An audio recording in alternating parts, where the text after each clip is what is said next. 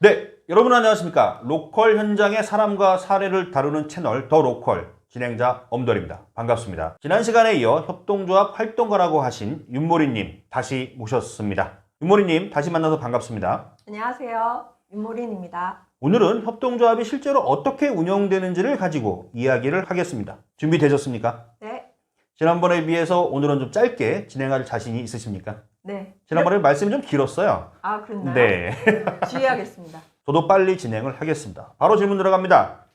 협동조합의 기본 원칙, 운영 원칙 같은 게 있습니까? 네. 협동조합은 공동으로 소유하는 조직이기 때문에 민주적으로 함께 그리고 자발적으로 운영하는 조직입니다. 운영 원리를 잘 기억하시고 민주적으로 운영하셔야겠죠? 네. 그럼 개인 회사랑 비교하면 개인 회사는 사장님 마음대로죠. 자기 회사니까. 그렇죠. 주식회사는 주식을 얼마큼 가졌냐. 주주에 의해서. 주주의 비율에 따라서 그 주주가 가진 돈의 양에 따라서 결정되는 거죠.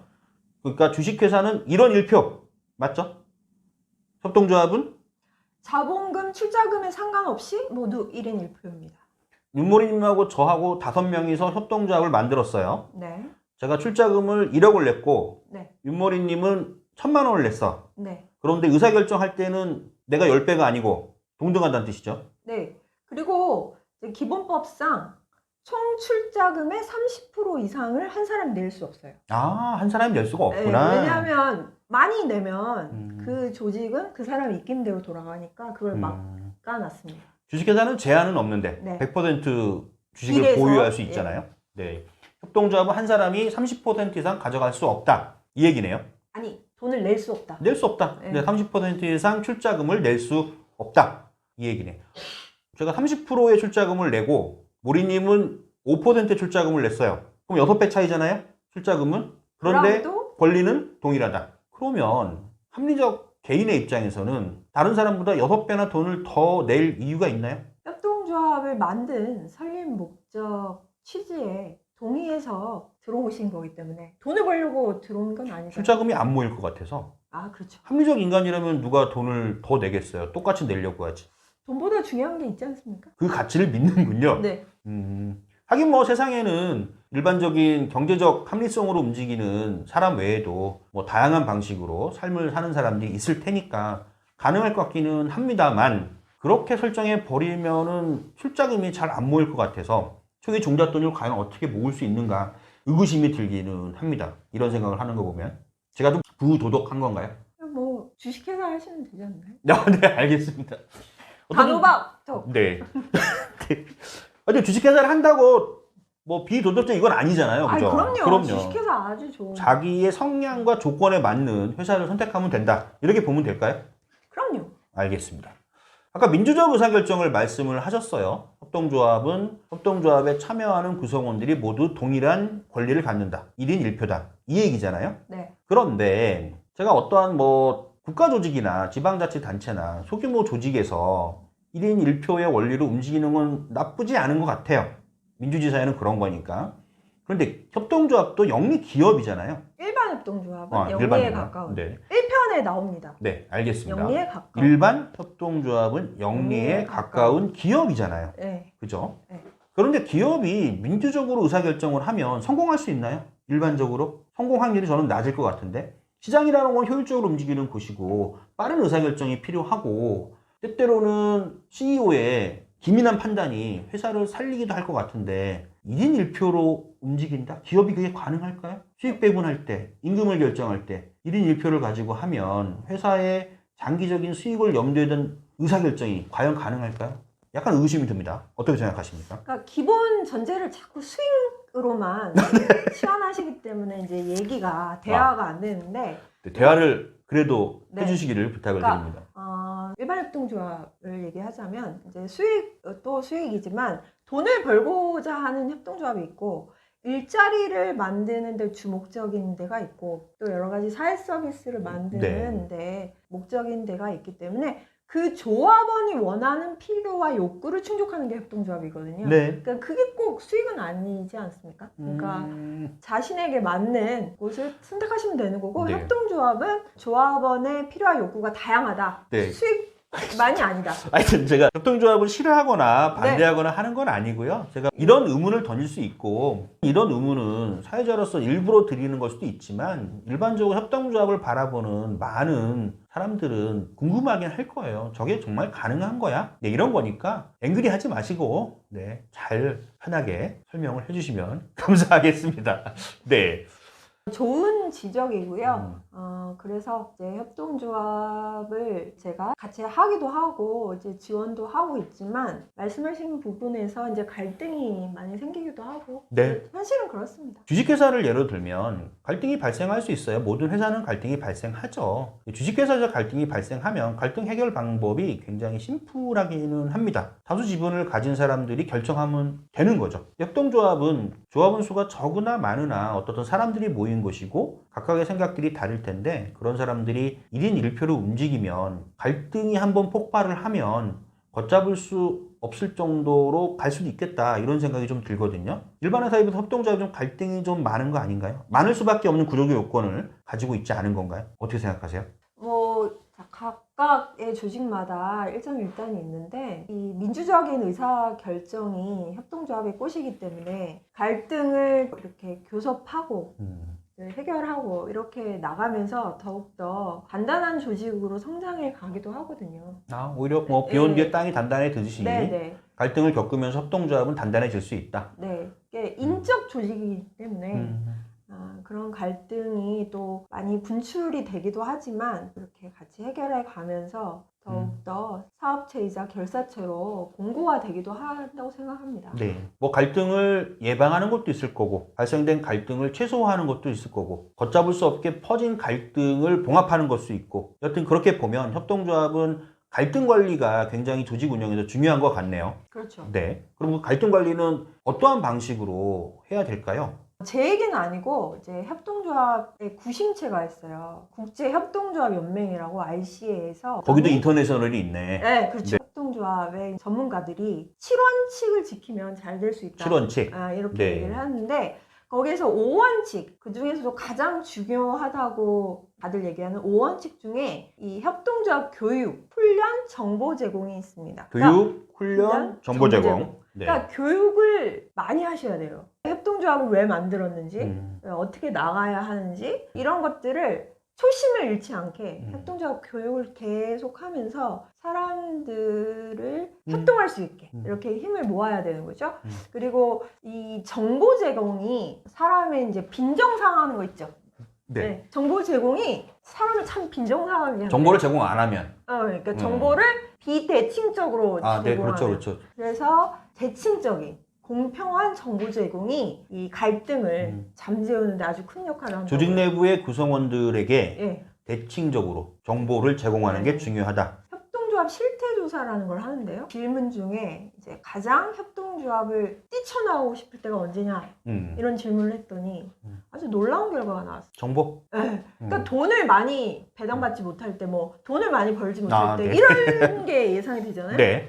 근데 그게 아니라 저 조합원은 아는데 나만 정보에서 소외될 때가 오히려 더 답이 많아요. 협동조합을 하는 분들의 DNA는 약간 그런가 보네요. 저는 네. 돈만 많이 주면 정보는 필요가 없습니다. 여하튼 나쁜 건 아니잖아요. 이런 생각을 하고 살 수도 있는 그럼요. 거잖아요. 네. 정보가 균질하게 모든 구성원들에게 제공되어야 한다. 이렇게 이해가 되네요. 네. 사실 제일 서운할 때가 나만 밥을 안 줄 때잖아. 그렇죠. 밥이랑 정보랑 똑같은 거잖아요. 그렇죠. 저 나만 모르고 있으면 섭섭하기는 해요. 네. 그걸 돈으로 보상할 수 있는 건 사실 아니긴 합니다. 어떤 건지 이해가 되고 협동조합 운영에서 교육과 훈련과 정보가 제일 중요하다라고 말씀을 하셨고 인터내셔널에서 그렇다. 제가 아니고 네, 국제적 기준이네. RCA에서. 네, 국제적 기준입니다. 협동조합도 규모가 커지면 복잡할 거 아니에요. 예를 들면 5명이 구성한 협동조합은 매일 5명이 회의하고 논의하면 의사결정이 될 것 같은데 여러분 우리나라에서 협동조합 중에 규모가 제일 크게 몇 명 정도 될까요? 농협이 제일 크죠. 농협이 있구나. 네. 규모가 커지면 조직을 운영하는 방식도 달라져야 될 것 같아요. 네. 1인 1표를 확인하기 위해서는 총회라는 게 아마 있을 것 같긴 한데 네. 일상적으로 매번 총회를 할 수 없으니까 협동조합을 효율적으로 운영하는 것도 필요하니 협동조합을 운영하기 위한 조직기구가 어떻게 구성이 되는지 큰 조직의 경우에 한번 말씀을 해주시기 바랍니다. 네, 그 조합원 총회가 이제 가장 최고의 의결 기구고요. 조합원이 많으면 200명 이상 많다 이러면 조합원이 다 모일 수가 없잖아요, 현실적으로. 네. 그래서 200명 이상일 때는 조합원을 대표해서 대의원 총회를 할 수 있습니다. 총회를 대체하는 겁니까? 네, 똑같은 거죠. 이제 조합원 총회 대신에 대의원들이 총회를 여는 거죠. 200명 이상일 때. 네. 그러면 199명일 경우에는 199명이 다 모여야 되네. 과반수 이상. 그러니까 정족수의 과반수 이상이 네. 199명까지는 정족수의 과반수 이상이 모여야 되고 200명 이상은 대의원 조직으로 구성할 수 있다. 아마 비율 같은 것도 있을 것 같네요. 그것도 정해져 있나 모르겠네. 협동조합에서 하시는 거예요. 자체적으로. 규약과 규정에 따라서. 네. 규약과 규정으로 자체적으로 네네. 결정해서 대의원 체계를 갖출 수 있다. 이렇게 되겠네요.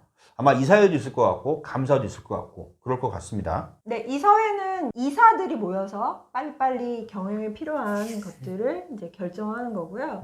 감사는 이 이사들이 임원들이 잘하고 있는지 감시하는 사람이죠. 네, 네. 알겠습니다. 저는 사실 큰 조직 말고 농협과 같이 큰 조직엔 관심이 사실 없어요. 저도 어떻든 제가 뭔가 활동을 할 때 같이 하는 사람들을 모으는 방법이 여러 가지가 있는데 저는 사실 주식회사를 지금 다니고 있어요. 작은 규모의 주식회사를 다니고 있는데 5명 정도의 소규모 협동조합을 제가 만든다고 할 때 이 소규모 협동조합이 갖는 큰 조직에 비해서 갖는 장점이 있고 단점이 있을 것 같은데 어떻게 보십니까? 뭐 현장의 협동조합들 많이 만나보면 조합원이 적은 데는 이제 아주 끈끈하죠. 정말 결사가 잘 되고. 네. 그런데 아무래도 업무 분장이나 이런 거에서 부담이 많겠죠. 한 사람이 막 여러 역할을 해야 되니까. 그런 뭐 일장일단이 있는 것 같고, 큰 조직은 아무래도 이제 시스템을 많이 만들어 나가는 그런 장점이 있는데, 또 조합원 한 분 한 분의 결속력이나 이런 건 조금 느슨해질 수밖에 없는 네. 거죠. 그래서 작게 시작했는데 잘 성장해서 큰 조직으로 가면서 시스템을 만드는 게 이상적이지 않을까 싶어요. 네, 누구나 확장의 욕구가 네. 있겠죠. 네네. 제 소견으로는 협동조합은 많으면 많을수록 좋은 건 또 아닌 것 같아요. 그 사업의 유형이라든가 만든 목적 취지에 따라서 적정한 수준이 있는 것 같아요. 적정 규모? 네, 적정 규모가 협동조합마다 좀 다른 것 같아요. 네. 그래서 그 선을 지키려고 하는 협동조합들이 많더라고요. 무조건 조합원을 많이 확장하는데 그렇게 주안점을 안 두시더라고요. 알겠습니다. 우리 더 로컬 채널은 로컬의 가치를 좀 지향을 하잖아요.